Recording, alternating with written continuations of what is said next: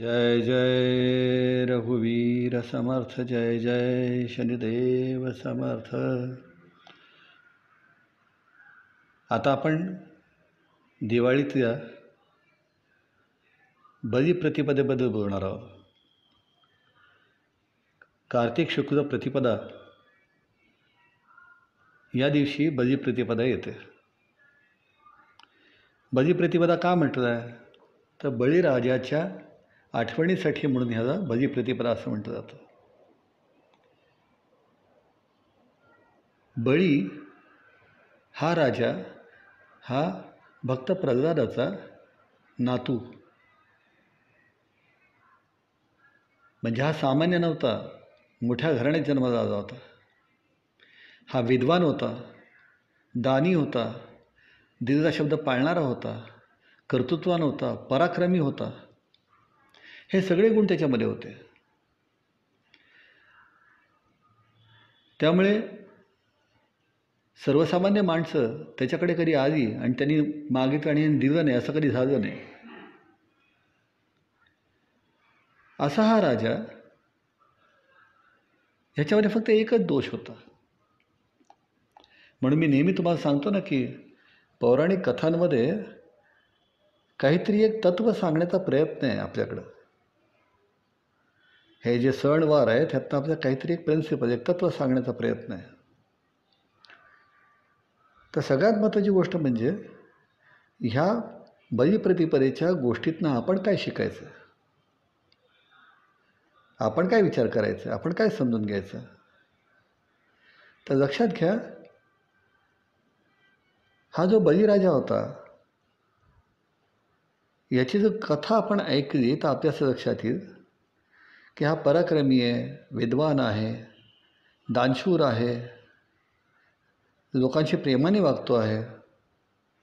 सामान्य माणसांनी त्या दारात आल्यानंतर त्यांना जे काही मदत करता आणि शक्य आहे ती करण्याची जी प्रवृत्ती आहे, म्हणून तर त्याने वामनाला सांगितलं तुला काय हवं ते माग म्हणून.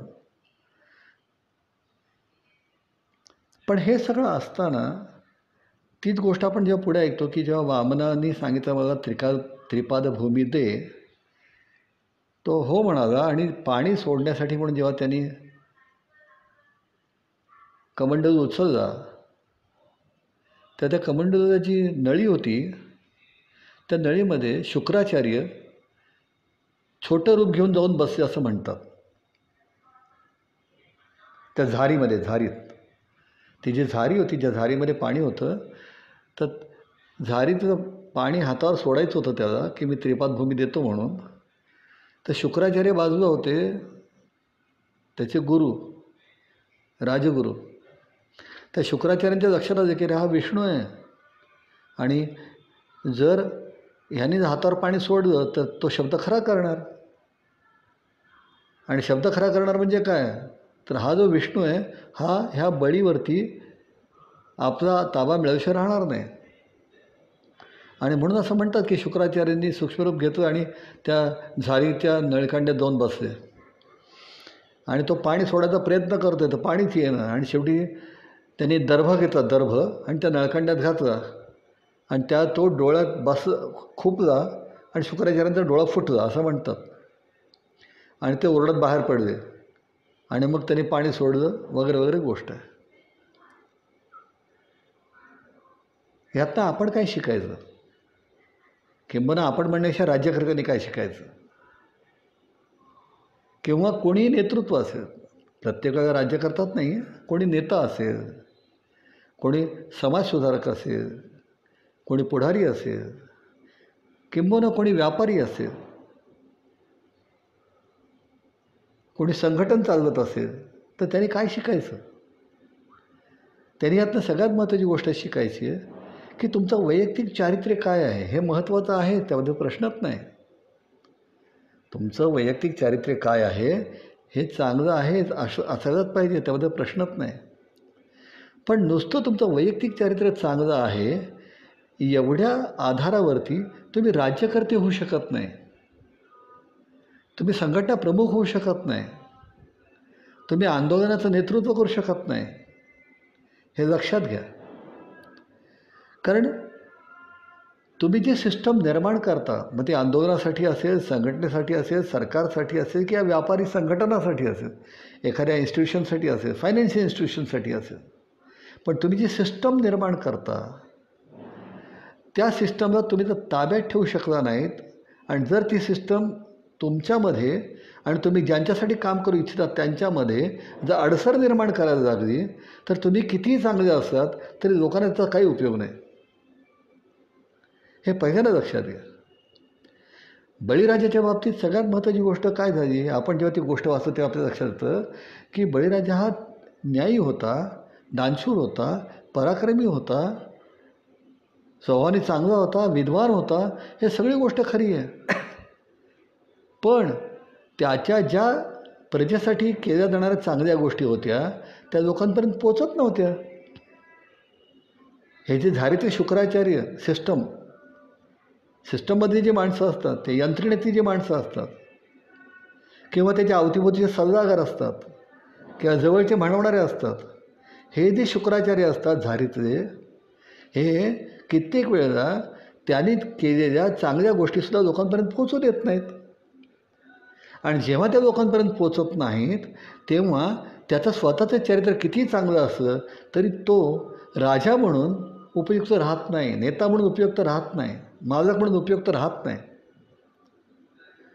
आणि म्हणून सगळ्यात महत्त्वाची गोष्ट एक आहे की तुमच्या यंत्रणेवर तुमचा ताबा पाहिजे. तुमच्या यंत्रणेवर तुमचा ताबा पाहिजे. यंत्रणा काय करते ह्याच्याकडे तुमचं लक्ष पाहिजे. आणि जर तो ताबा सुटत असेल तर तो ताबा तुम्ही प्रयत्नपूर्वक मिळवला पाहिजे. आणि लक्षात ठेवा, जेव्हा तो ताबा सुटतो आणि जेव्हा लोकांना त्यांचा उपयोग होईनासा व्हायला लागतो, त्या प्रमुखाचा उपयोग होईनासा व्हायला लागतो, राजाचा उपयोग होईनासा व्हायला लागतो, तेव्हा सामान्याचा सामान्य माणूससुद्धा ती सत्ता उलथून टाकतो. वामन हा बटू होता, विद्यार्थी होता, खुजा छोटासा असा तो. बळीराजा तर सम्राट होता. पण वामनाने बळीची सत्ता उलथून टाकली आहे. त्रिपाद भूमी मागितली आणि पहिला पाय, दुसरा पाऊल, तिसरं पाऊल आपण जे म्हणतो हे हे प्रतिकात्मक आहे. ह्याच्या मागचा अर्थ असा आहे की तो सामान्य दिसत होता, परंतु त्यावेळचा जो जनक्षोभ होता, लोकांचा आक्रोश होता, त्याचं प्रतिनिधित्व त्यांनी केलं. तो त्याचा सिम्बॉल ठरला. त्या आक्रोशाचं प्रतीक तो बनला. तो व्यक्तिगत स्तरावरती किती छोटा होता, खुजा होता, विद्यार्थी होता हे महत्त्वाचं नाही आहे. महत्त्वाची गोष्ट ही आहे की त्यावेळेला लोकांना जे हवं होतं ते देणारा तो ठरला आणि त्यामुळे लोक त्याच्या मागे गेली, समुदाय त्याच्या मागे गेला. आणि तो जो प्रचंड समुदाय होता त्या समुदायाने पृथ्वीवरती अधिकार मिळवला, स्वर्गावरती अधिकार मिळवला.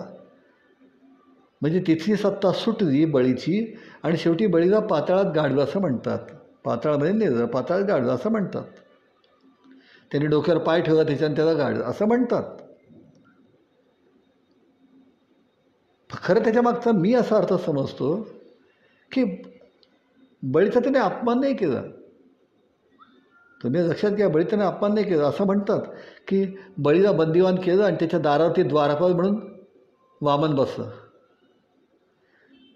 परिस्थिती अशी आहे ना की ज्या वेळेला राज्यकर्ता हा कर्तृत्वान आहे, बुद्धिमान आहे, शीलवान आहे, दानशूर आहे, विचारी आहे, हे सगळं कळतं आहे.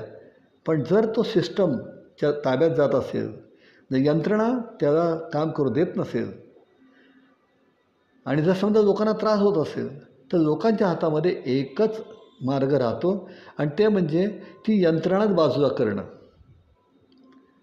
ती यंत्रणा बाजूला करणं आणि जो नेता आहे त्याला ताब्यात घेणं. बलिप्रतिपदेचा तो अर्थ आहे. वामन हा सामान्य माणसाचं प्रतिनिधित्व करणारा आहे आणि त्यावेळेला जे सामान्य होते त्यांनी जे मधली झारीतले शुक्राचार्य होते त्यांना बाजूला केलं आणि बळीला ताब्यात घेतलं असा त्याचा अर्थ आहे. जेव्हा वर्णन केलं जातं तेव्हा कित्येक वेळेला वर्णन करताना असं केलं जातं की त्या डोक्यावरती पाय ठेवला आणि त्याला गाडलं. असा अनादर त्याचा करावा असं परमेश्वराच्या मनात असं मला नाही वाटत. कारण तो अनादर करण्यासारखा नव्हता. व्यक्तिगत स्तरावरती तो अनादर करण्यासारखा नव्हता. आणि म्हणूनच आपण ह्या दिवसाला बलिप्रतिपदा म्हणतो, वामन प्रतिपदा नाही म्हणत. या दिवशी बळीची पूजा केली जाते, बळीचं स्मरण केलं जातं. असा हा बलिप्रतिपदेचा दिवस आहे. आणि म्हणून बळीचं स्मरण करण्यासारखा तो आहे असं आपल्या परंपरेने सुद्धा मानलं. आणि म्हणून इथं बळीचा अपमान नाही आहे, बळीचा अपमान करण्याचा दृष्टिकोन पण नाही आहे. तर इथं फक्त एवढंच सांगण्याचा प्रयत्न आहे की तुमचं व्यक्तिगत असणारं कर्तृत्व, तुमचा स्वभाव, तुमचं प्रेम, तुमचं ज्ञान, दानशूरपणा, पराक्रम हे सगळं जरी असलं तरी शेवटी तुम्हाला जर ते संघटन, ते इन्स्टिट्यूशन, सत्ता हे जर तुम्हाला चालवायचे असेल तर तुम्हाला यंत्रणेवरती ताबा ठेवला पाहिजे. त्याच्या झारी ते शुक्राचार्य निर्माण होता कामा नयेत. आणि जर ते निर्माण झाले तर मध्ये मध्ये दर्भ घालून त्यांचा डोळा फोडला पाहिजे. त्याशिवाय यंत्रणा काम करत नाही, लोकांना सुख मिळू शकत नाही. आणि लोकांना सुख देण्यासाठी शेवटी त्या राज्याचा, त्या संघटनेचा, त्या इन्स्टिट्यूशनचा प्रमुख असतो. आणि हे तत्त्व लोकांना समजावून सांगण्यासाठीच हा बलिप्रतिपदेचा दिवस आहे. आता ह्या दिवशी जर तुम्हाला काही करायचं असेल तर एकच गोष्ट करायची, आणि ती म्हणजे कोणात तरी गरीबाला, गरजू माणसाला खाऊ घाला. मग आता खाऊ घाला, गरजू माणसाला खाऊ घाला म्हटल्यानंतर तुम्हाला असा प्रश्न पडेल की आता गरजू माणूस शोधायचं कुठं? समजा एखाद्या वृद्धाश्रमात जाऊ शकलात तर तिथल्या वृद्धांसाठी काहीतरी करा. एखाद्या महिलाश्रमाला मदत द्या, एखाद्या बालकाश्रमाला मदत द्या. अर्थात करताना त्या मुलांपर्यंत, त्या महिलांपर्यंत पोचेल असं जरा पहा. आणि सगळ्यात महत्त्वाची गोष्ट, हा बलिप्रतिपदेचा दिवस आहे, पाडव्याचा दिवस आहे, 3.5 मुहूर्तापैकी दिवस आहे. आपल्या गुरुजनांचं स्मरण करा, आपल्या पूर्वजांचं स्मरण करा. आणि त्यांच्या नावाने जर समजा कोणा आजारी माणसाला, वृद्धांना, स्त्रियांना कोणाला मदत करता आली निरपेक्ष भावनेने, हे महत्त्वाचं लक्षात ठेवा. निरपेक्ष भावनेने, तुमची टिमकी वाढवण्यासाठी करू नका. करा ते निरपेक्ष भावनेने करा. आणि जर निरपेक्ष भावनेने केलं तर तुम्हाला परमेश्वर दिल्याशिवाय राहणार नाही. आणि हे देताना, जेव्हा तुम्ही कोणाला द्याल तेव्हा देताना 2 मिनटं आपल्या पूर्वजांचं स्मरण करा, आपल्या आईवडिलांचं स्मरण करा, आपल्या गुरुजनांचं स्मरण करा. आणि प्रार्थनापूर्वक सांगा की मी हे जे काही करतो आहे हे करण्याची क्षमता तुम्ही मला दिलीत, आणि ही तुम्ही जी क्षमता दिलीत त्यामुळे मी हे करतो आहे. आता मला तुमचे आशीर्वाद हवे आहेत की असंच मी ह्यापुढेही करू शकेन आणि अधिकाधिक लोकांच्या जीवनात मी आनंद निर्माण करू शकेन, असा मला आशीर्वाद द्या. बळीराजा दानशूर होता आणि त्यामुळे दान धर्म करणं हे त्या दिवशी जास्त महत्त्वाचं आहे. आणि म्हणून तुम्हाला जिथे ते शक्य असेल तिथं चांगल्या कामाला मदत करा. त्याच्या पुढचा दिवस आहे भाऊबीजेचा, कार्तिक शुक्ल द्वितीया. लक्षात ठेवा, यमद्वितीया म्हणतात या दिवसाला. यमद्वितीया, भाऊबीजेला यमद्वितीया म्हणतात. यमद्वितीया का म्हणतात? थोडक्यात गोष्ट अशी आहे की पूर्वी ज्यावेळेला समाज हा प्रगत होत होता, नातेसंबंध ठरत होते, अजूनही ते पक्के झाले नव्हते. कोणी कोणाशी शारीरिक संबंध ठेवावे ठेवू नये ह्याच्यावरती अजून निर्णय पक्के होत नव्हते. वागण्याची मुभा होती, संबंध ठेवण्याची मुभा होती. आणि त्या काळामध्ये असं कुठचं शरीर संबंध ठेवण्याचा फारसे कुठे अडथळा नव्हता. कारण मुळात मानवी समाजच हळूहळू हळूहळू डेव्हलप होत होता, नागर संस्कृती निर्माण होत होती, पण ती अजून पूर्णत्वाला गेली नव्हती. ती पूर्णत्वाला जायला काही ज्या गोष्टी कारणीभूत झाल्या त्या गोष्टींचं स्मरण त्यातल्या एका गोष्टी स्मरण करण्याकरता हा दिवस आहे. असं म्हणतात की यम आणि यमी ही सूर्याचा मुलगा आणि मुलगी. सूर्याचा पुत्र हा यम आणि त्याची पुत्री यमी. यमधर्म हा पराक्रमी होता, देखणा होता, पराक्रमी होता, कर्तृत्वान होता, सूर्यपुत्र होता. आणि त्याचा धाक त्रिभुवनाचा होता. यमाचा धाक कोणाचा नाही, सगळे देवाला घाबरतात. आणि म्हणून त्याचा धाक त्रिभुवनाचा होता. आणि जेव्हा असा पराक्रमी, ज्याची सत्ता सगळीकडे चालते आणि तरुण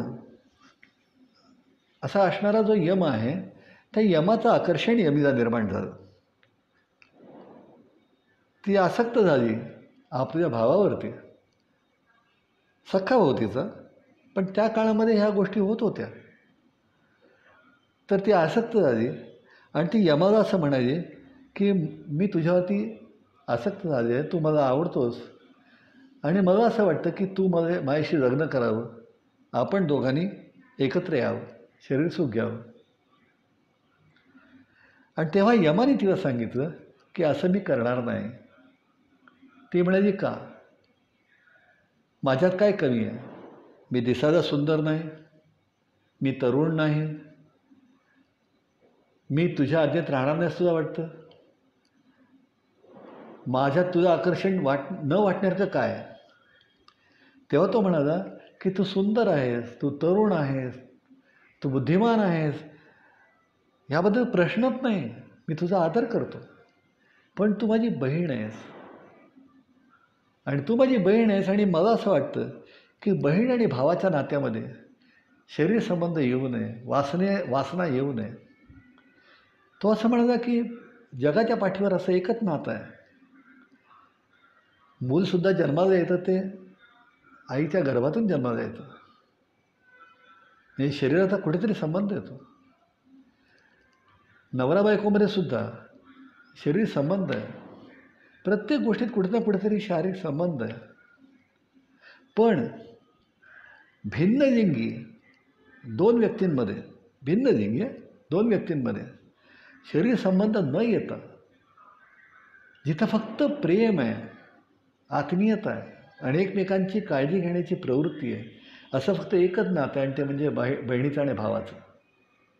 आणि म्हणून यमाने सांगितलं की हे नातं असं आहे की जे शरीर संबंध इथं नाही आहे, इथं वासनेचा संबंध नाही आहे, तर इथं फक्त प्रेम आहे, आपलेपण आहे आणि एकमेकांना जपण्याची प्रवृत्ती आहे. हे इतकं असणारं नितळ खरं खुरं वासनाविरहित प्रेम हे आपण वासनेने खराब करायचं. तिला राग आला, तिने त्याला शाप दिला की तू नरकाचा राजा होशील म्हणून. त्याने तोही स्वीकारला. तो म्हणाला हे मला मान्य आहे, हेही मला मान्य आहे, पण तरीही मला असं वाटतं की तू माझी बहीण आहेस, भगिनी आहेस आणि माझं तुझं अत्यंत प्रेम आहे, पण ते प्रेम वासनाविरहित आहे आणि हे वासनाविरहित तुझं माझं असणारं प्रेम हे जगाचा आदर्श ठरावं असं मला वाटतं. यमीला विचारांती ती गोष्ट पटली. तिच्या लक्षात आलं की आपण शरीर सुखाचा विचार करून आपल्या भावाकडे जी मागणी करत होतो त्यापेक्षा त्यांनी जो सांगितला तो विचार अधिक मोलाचा आणि महत्त्वाचा आहे आणि समाजाला आणि आपल्याला स्वतःसुद्धा पुढे नेणार आहे. तिने त्या दिवशी हे प्रेमाचं आपलेपणाचं नातं स्वीकारलं आणि ह्या बहीण भावाच्या नात्याला म्हणजे वासनाविरहित नात्याला समाजात मान्यता मिळावी आणि म्हणून त्या दिवशी तिने यमाला ओवाळलं. तो हा भाऊबीजेचा दिवस. आता काही माणसं असतात त्यांना प्रत्येक ठिकाणी काहीतरी टीका करण्याची सवय असते. आता ते असं म्हणतात बघा म्हणजे हे बहीण भाऊ यांनी काय कथा आहे काही. पण लक्षात ठेवा, जेव्हा माणूस आदिमानव होता, तो आदिमानवाचा सुसंस्कृत मानव होण्यापर्यंत जी प्रक्रिया आहे त्या प्रक्रियेमध्ये काही काही गोष्टी तो सोडत गेला. समाज निर्माण करण्यासाठी अडचणीच्या होणाऱ्या गोष्टी त्यांनी दूर केल्या आणि एक विशिष्ट नातेसंबंध आपापसात निर्माण केले आणि म्हणूनच समाज उभा राहिला. हे नातेसंबंध कसे निर्माण झाले, त्याने त्यातल्या कुठच्या गोष्टी सोडल्या, कुठच्या गोष्टी स्वीकारल्या, हे सांगण्यासाठी म्हणून हे सणवार आहेत. आणि म्हणून लक्षात ठेवा, हा दिवस असा आहे की ज्या दिवशी बहिणीने भावाला ओवाळलं आणि भावाने बहिणीच्या सुरक्षिततेची, तिला सांभाळण्याची शपथ घेतली. त्या काळात आणि त्यानंतरच्या काळात आजही परिस्थिती अशी आहे की स्त्रियांना संरक्षणाची जास्त गरज आहे. पुरुषांना नाही असं नाही आहे, पुरुषांना पण गरज आहे, पण स्त्रियांना संरक्षणाची जास्त गरज आहे. आणि अशा काळात जर पुरुषांनी ही मानसिकता जर आपल्यामध्ये बाणवली की माझ्या अवतीभोवती असणाऱ्या ज्या स्त्रिया आहेत त्यांना माझ्या स्वतःच्या बहिणीला जसा मी मान देतो तसा मान देईन. म्हणजे काय लगेच तुम्ही खिशातनं काढून सगळं त्यांना वाटायला पाहिजे असं काही म्हणत नाही आहे मी, पण आदर करायला काय हरकत आहे, तर त्यांचा मी आदर करेन, गैरफायदा घेणार नाही. किंबहुना माझ्याकडून त्यांना जेवढं जास्तीत जास्त योग्य मार्गदर्शन करता येईल, मदत करता येईल, ते करण्याचा प्रयत्न करेन. आणि त्याचबरोबर स्त्रियांनीसुद्धा अशा पद्धतीने जे कोणी त्यांना मार्गदर्शन करत असतील, जे कोणी त्यांना मदत करत असतील, त्यांना सुरक्षित करण्याचा प्रयत्न करत असतील, त्यांच्याबद्दलचा आदरभाव त्यांनी व्यक्त करावा असं मला वाटतं. कारण परिस्थिती अशी आहे की ह्या जगाचा, ह्या मानवी समाजाचा आधार जर काय असेल तर स्त्री आणि पुरुष आहे. त्या दोघांमध्ये जेवढी समजूतदारपणा असेल, एकमेकांना सांभाळून घेण्याची प्रवृत्ती असेल, तेवढा समाज पुढे जाणार आहे. ह्याच्यात दोन नाती महत्त्वाची आहेत, एक बहीण भावाचं आणि दुसरं पती पत्नींचं. बहीण भाऊ हे कुठल्याही प्रकारच्या वासनेशिवाय असणारं नातं आहे आणि पती पत्नी हे एकमेकाच्या विश्वासावरचं असणारं नातं आहे. जर समजा ही नाती पक्की आणि दृढ झाली आणि एकमेकांना पूरक झाली तर मानवी समाज हा अधिकाधिक प्रगल्भ होईल असं मला वाटतं. आपल्या पूर्वीच्या लोकांनी हेच सांगण्याचा प्रयत्न केलेला आहे आणि तेच मी तुम्हाला सांगतो आहे. आता सगळ्यात महत्त्वाची गोष्ट, हे निरनिराळे व्हिडिओज जे आम्ही तुमच्यापर्यंत पोचवतो आहोत त्याचा खूप चांगला परिणाम होतो आहे. लोकांचे खूप चांगले मेसेज, फोन कॉल्स, निरोप येत आहेत, ईमेल्स येत आहेत आणि ते सांगत आहेत की तुम्ही जे सांगतात ते आम्हाला आवडतं आहे म्हणून. माझी तुम्हाला सगळ्यांना एक विनंती आहे की तुम्ही जास्तीत जास्त लोकांनी याला सबस्क्राईब करावं, लाईक करावं, तुमचे कमेंट्स द्यावेत. कारण तुम्ही हे करण्याने आम्हाला कळणार आहे की तुम्हाला हे आवडतं आहे आणि म्हणूनच हे सबस्क्राईब करा, लाईक करा आणि अधिक तुम्हाला काही दुसऱ्या कुठच्या गोष्टींची माहिती पाहिजे असेल तर तेही कमेंट्समध्ये कळवायला हरकत नाही.